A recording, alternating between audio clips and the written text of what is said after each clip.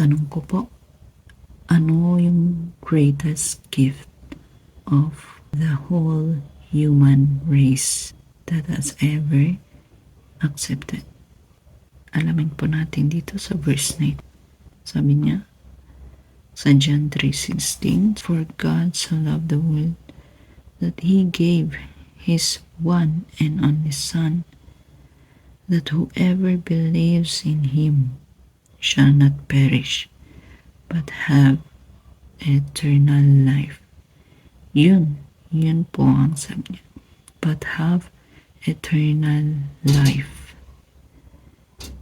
Kasi through the love of God, binigay niya yung nag-iisa niyang anak na si Jesucristo para mahugasan lahat ng mga kasalanan ng mga tao.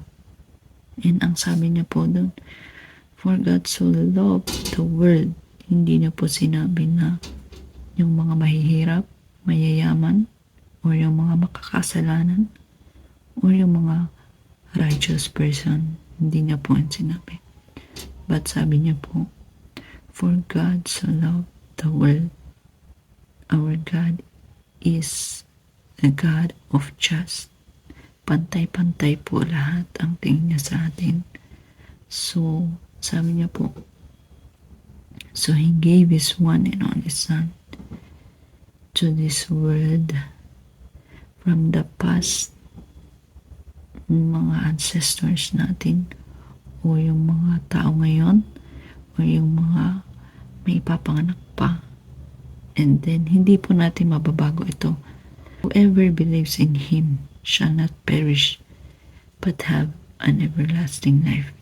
Hindi po natin basta-basta matatanggal ito kasi binigay na niya sa atin to.